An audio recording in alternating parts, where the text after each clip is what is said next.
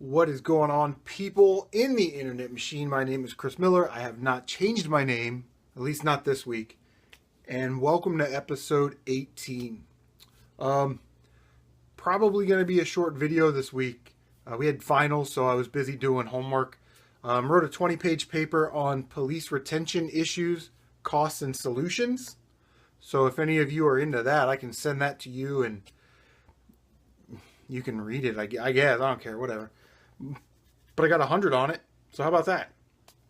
All right, so first thing we did this week, we met up with Gamer John. He texted me, he's like, hey man, got some stuff for you, I just need to get rid of it.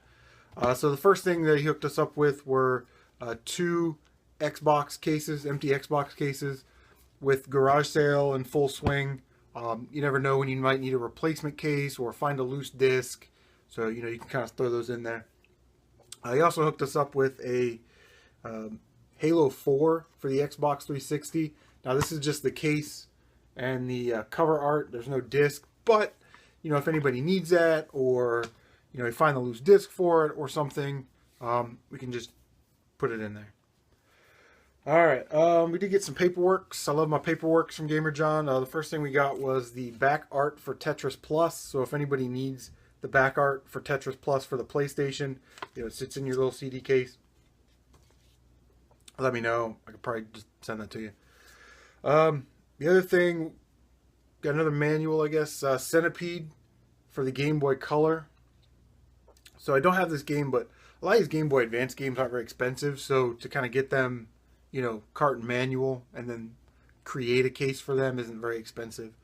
Last we got My Spanish Coach manual for the DS. I just saw this game the other day at Half Price Books. But I'm actually looking for a complete copy of My Japanese Coach for the Nintendo DS. So the last manual that we got from Gamer John, this one's much appreciated. And I have this loose disc, but it's Mario Party 7 for the Nintendo GameCube. Like I said, I've got a loose disc, but the disc needs to be resurfaced. So I need to take it to somebody that can actually resurface GameCube discs. Which is a skill in and of itself because they're a little finicky. But if I can get that disc to work, then, I can just throw the disc in the manual in a GameCube case and print out a cover on the cover project and, kind of make it semi-complete, I guess.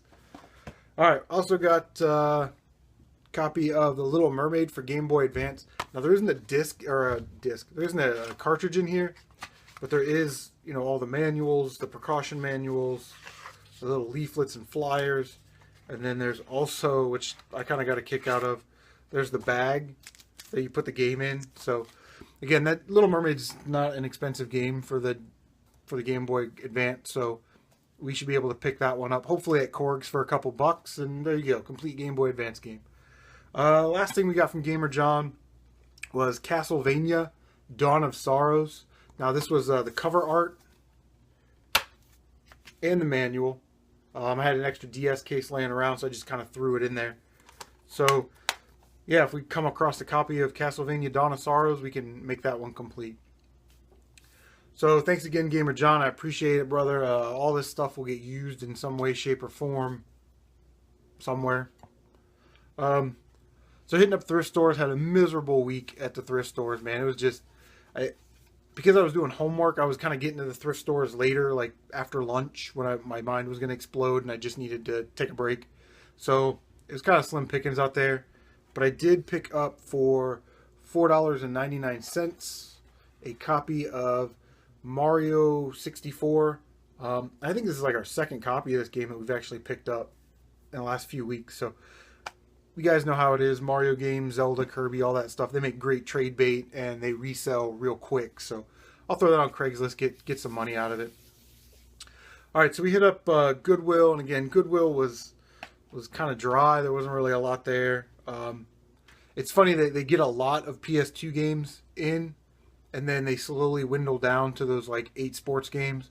And then those sports games stay there and they just kind of accumulate. And God knows what happens to them because I don't know who's buying those, but anyway, for the Xbox 360, these Goodwill games were $2.99. So for the 360, we picked up Rayman Origins, complete with the manual.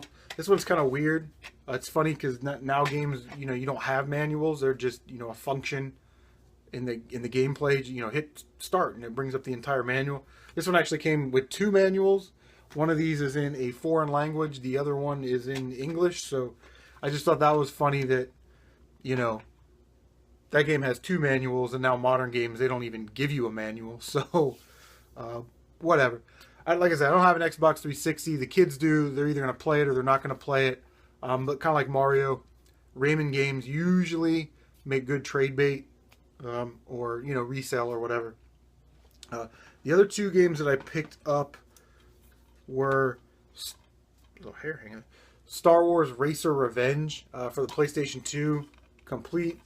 Did not have this game. I'm a big fan of the Pod Racer game for the N64. Obviously, being an N64 guy, I love that game. But so I'm interested to see how this one plays with the updated graphics and tracks and all that stuff. So, yeah, Star Wars Racer's Revenge, and then of course Star Wars Battlefront for the PS2. Man, I mean, that one's complete. Now the disc was a little rough. So I took it to buybacks that I frequent, and they resurfaced them for $1. So I got it resurfaced. Let me give you guys some advice right now about Star Wars games. A new movie is coming out in December. Okay, so I don't care if you've got 3 factory sealed copies of this. If you see this at a Goodwill for $3 or at a flea market or a yard sale or garage sale or wherever, pick Star Wars games up 100% of the time, especially now with that movie coming out, and it's right at Christmas time, and people are going to be jumping online looking for Star Wars games. So buy them cheap now, hold on to them, and then hopefully cash that in October, November, December, maybe January, because this game is already going for like $10. And Battlefront is slowly moving up. The Xbox ones are obviously the more expensive ones, but this one's going for $15 to $17 right now. So to pick it up for a couple bucks at thrift, should be a no-brainer. All right, you guys saw in the video there, in the post interview, the post intro pre pickup video. We're walking through buybacks, man, and spotted a copy of Operation Genesis, Jurassic Park Operation Genesis for the Xbox. That's a pretty expensive game, and $60 is not a bad price to throw down for a game like that, because I think right now it's still going for $100 or $110. So to be able to flip that and resell it, you could make some money. I just didn't have the courage to throw down the $60 plus tax. Like I said, I'm trying to save up for Korgs. If this was, a couple days after Korgs and I had some money that I knew I could spend, I probably would have bought it. But there's another reason that I did not buy that game. And that reason is because when I walked into Half Price Books 2 hours earlier, I saw this. Jurassic Park Operation Genesis for the PlayStation 2 for $39.99. It's complete with the manual, and my autistic kid will not stop playing this game. He loves this game. But I picked that up for $39.99, but I also had a 10% off coupon. So I ended up getting that for $38.69. Now, one thing that did concern me is it said refurbished right here.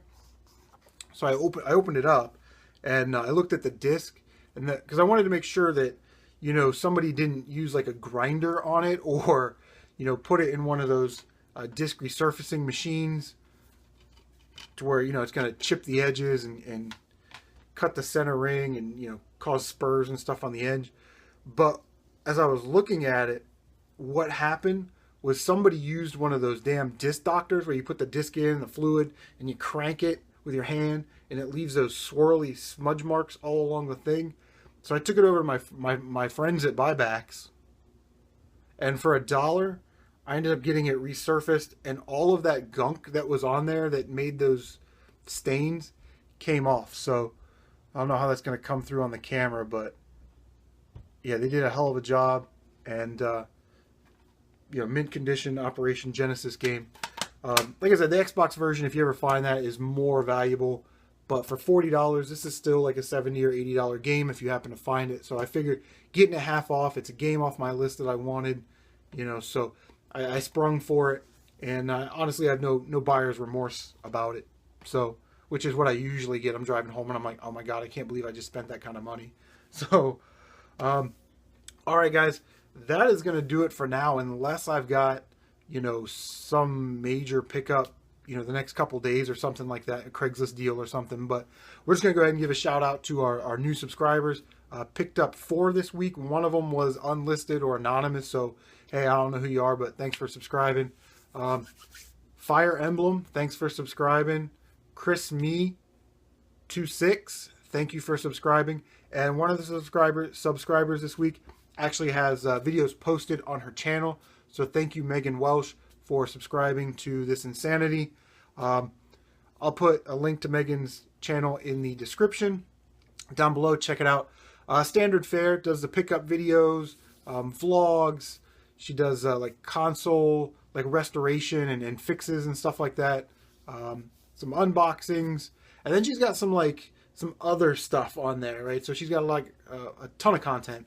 So like how to tan a hide, or how to make homemade fireworks, or, you know, all kinds of other stuff, you know, that's not video game related. So definitely check that out. So, all right, guys. Like I said, unless we get something major, you know, this is going to conclude the video.